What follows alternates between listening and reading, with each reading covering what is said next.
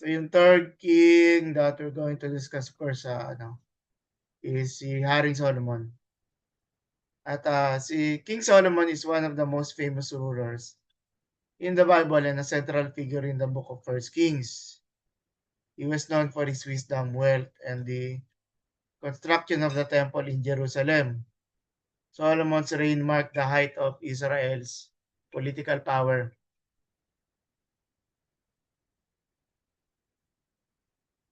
economic prosperity, and international influence. Yet despite his remarkable achievements, Solomon's life also reveals the dangers of the disobedience and spiritual compromise.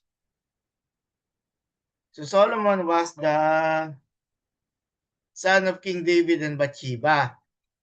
His birth came after a difficult period in David's life involving sin, repentance, and forgiveness. Although David's first child with Bathsheba died because of David's sin, God later blessed them with another son who is Solomon. Recounting Solomon's birth, 2 Samuel 12, no? And David comforted Bathsheba, his wife, and she bore a son, and he called his name Solomon, and the Lord loved him. Okay? And then the name of Solomon is related to the Hebrew word for peace. Yung sa atin ay shalom, no? And his reign would indeed become a time of peace and stability for Israel. God also gave him another name through the prophet Nathan.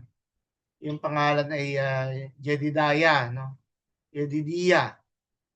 And he sent a message by Nathan the prophet, so he called his name Jedidiah because of the Lord. Ang meaning po ng name na to is beloved of the Lord, showing God's favor upon Solomon from the beginning.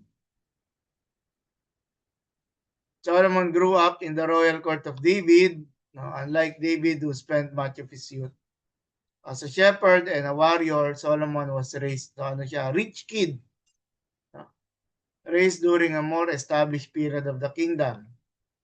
David prepared extensively for Solomon's future reign,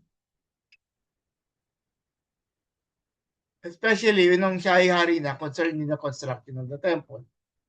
Since David had been a man of war, God chose Solomon, a man of peace, to build his house. And then the rise of Solomon to the throne was not without conflict. As David became old and weak, one of his sons, si Adoniah, attempted to seize the throne for himself. Ito yung tinatawag na usurpation of authority. At si Adoniah, perhaps he was, yung pagkatapos ni Amnon, ni Absalom, siya siguro yung susunod siya yung susunod na mag-take over.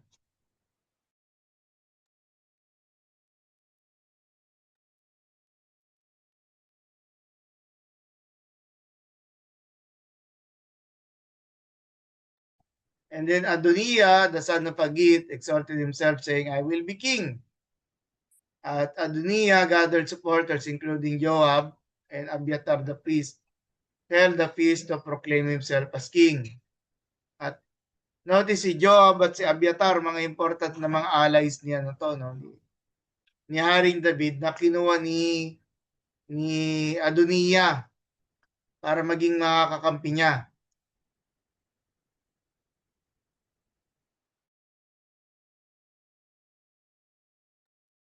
Bathsheba and the prophet Nathan informed David about Adoniah's actions. In response, David publicly declared Solomon as king and commanded that he be anointed, and let Zadok the priest and Nathan the prophet there anoint him as king over Israel. Solomon was placed on David's mule. So yung yung horse, kaya nga siya mule, is hybrid ng ng crossbreed ng horse at saka ng donkey. At yun yung sinakyan ni Solomon. Brotog yun. So siya, nagparada siya doon, and anointed before the people. The people rejoiced greatly And all the people went up after him, playing on pipes and rejoicing with great joy. So, dito pa lamang makita natin yung important role ng popular support dun sa ginawa ni Haring David para kay King Solomon. After David's death, Solomon firmly established his kingdom by dealing wisely and decisively with threats to his rule. Adoniah was eventually executed after requesting Abishag, a move interpreted as another's attempt to claim the throne. Si Abishag ay yung pinakahuling servant wife ni David, a move interpreted as another attempt to claim the throne. Joab and Shimei were also judged because of their previous actions against David and the kingdom. Si Shimei was from the family of King Saul. At si Joab yung general mismo ni David na kasama niya sa mga labanan. So the kingdom was established in the hand of Solomon, meaning kinontrol ni Solomon yung lahat ng opposition, yung mga opposition na pwede mangyari.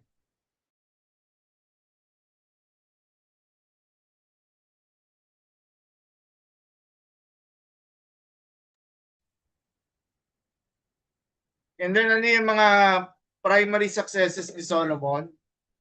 First, yung paghingi niya ng wisdom. No? Hari na si David ito, one of the Solomon's greatest successes was God-given wisdom, and the Lord confronted Solomon, nag-offer si Yahweh kay Solomon at pinili, instead of asking for riches, long life, or victory over the enemies, Solomon requested wisdom to govern the people. Give your servant therefore an understanding mind to govern your people. God was pleased with Solomon's request and granted him extraordinary wisdom. Behold, I give you a wise and discerning mind so that none like you has been before you. At because dahil nalugod si Yahweh kay Haring Solomon, no, binilas pa ng prosperity at successes niya. Ayoko sila.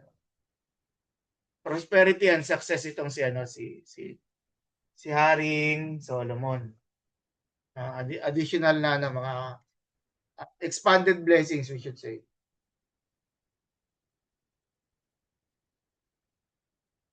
At yung ang kaalaman ni Solomon na to, yung wisdom na meron siya ay naging useful sa pagtatatag ng temple, sa pagmamanage ng administration and management ng kaharian, no? Of course, si Solomon na yung hari. Construction began in the 4th year of Solomon's reign, in the 480th year after the people of Israel came out of the land of Egypt. So this was well recorded by yung years he began to build the house of the Lord. First Kings 6:1. At ano pa ba? Yung prosperity and international influence. So, bakit muna yung international influence? Kasi ang concern ni Haring David ni Haring Solomon rather, ay hindi na sa pagkikipagdigma, no?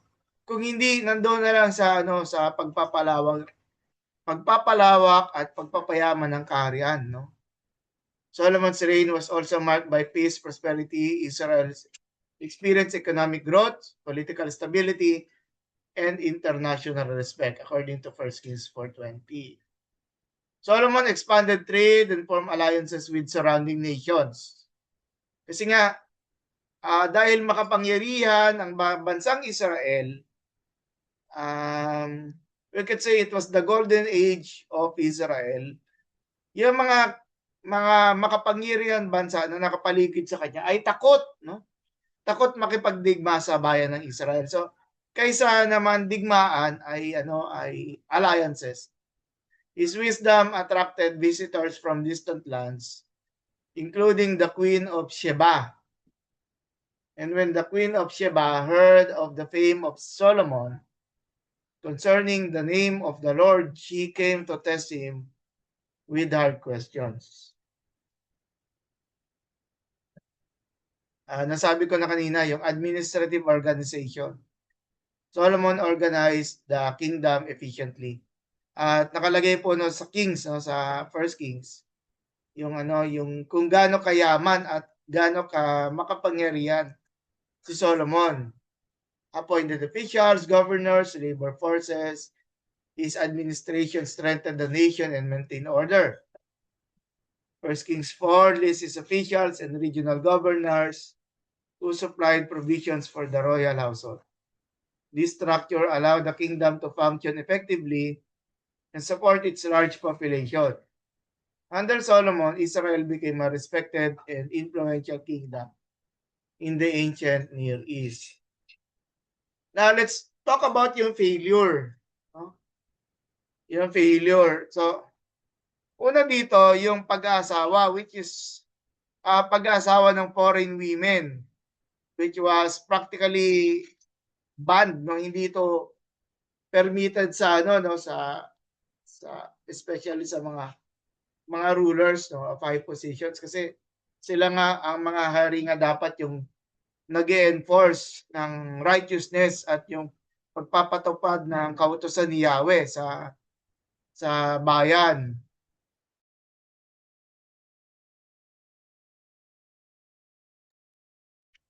At Solomon's disobedience regarding foreign wives, God had warned Israel's kings not to multiply wives because they could lead their hearts away from God. At ganun nga ang nangyari. King Solomon loved many foreign women. Solomon married women from nations that worship false gods. He had 700 wives who were princesses and 300 concubines.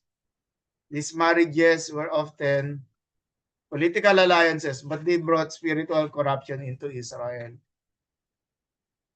At na-export, no, or rather, na-export nitong mga asawang ito, na-import naman sa na nadala sa bayan ng Israel itong mga Diyos-Diyosan. And unfortunately, when pag-uusapan natin sa next meeting, when the kingdom was divided, ay nagpatuloy itong pagsamba sa mga Diyos-Diyosan sa ilan sa mga region sa bansang Israel at later din sa Judah. So, na-introduce ang idolatry. Solomon's foreign wives influenced him to worship other gods. For when Solomon was old, his wives turned away his heart after other gods. At ito ang yung pag-aasawa ni Solomon ng foreign wives at ang pagbagsak niya sa pagsamba sa Diyos-Diyosan ang naging dahilan kaya pinarusahan ni Yahweh si Solomon, no?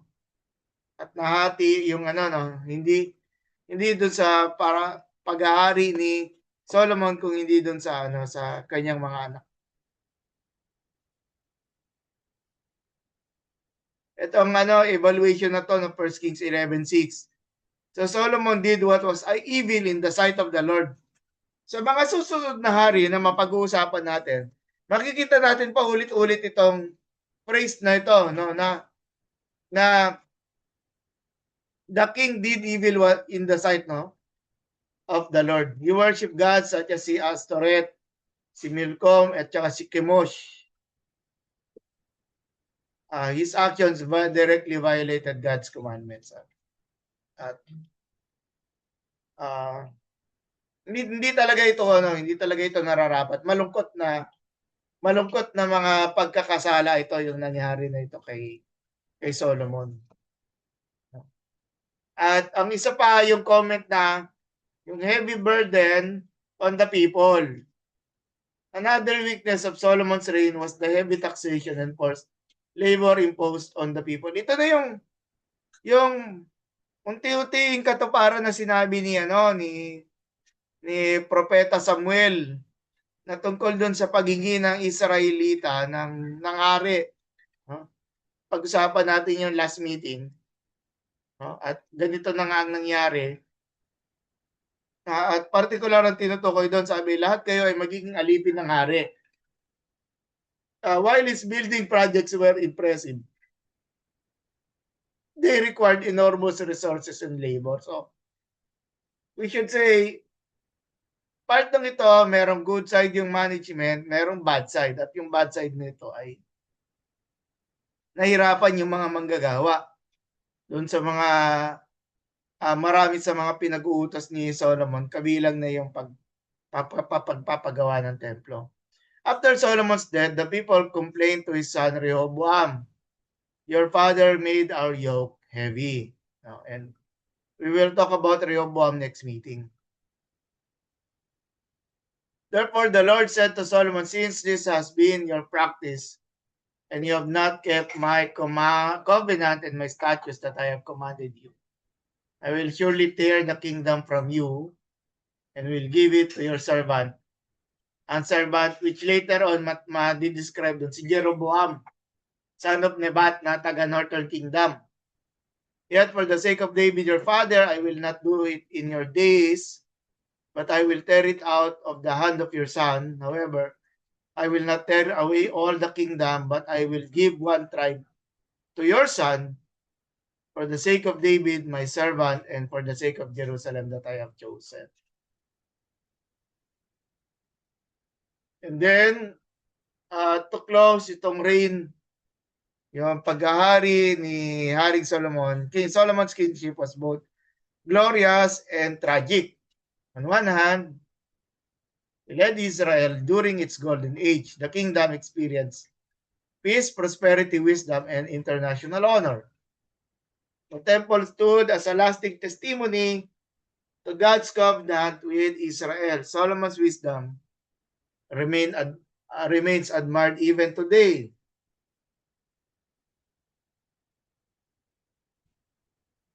At marami nga ito that the books of the Proverbs and Ecclesiastes were credited to King Solomon. His early humility and dependence on God serve as an example for leaders. By asking for wisdom rather than selfish gain, Solomon demonstrated spiritual maturity at the beginning of his reign. Yet Solomon's later years revealed the danger of drifting away from God. Despite possessing great wisdom, he failed to remain fully obedient. His compromises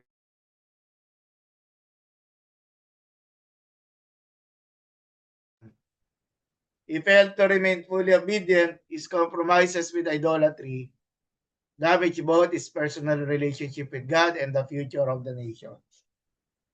The division of Israel after his death can be traced partly to his failures. Although Solomon achieved greatness externally, his spiritual decline weakened the kingdom internally. The story of Solomon teaches that wisdom alone is not enough. Faithful obedience to God is necessary throughout one's life. A strong beginning does not also guarantee a faithful ending. At hindi lang ito kay Solomon nangyari, kung hindi kahit kay Haring Saul at kay Haring David. Okay? So yun po yung lecture natin about King Solomon.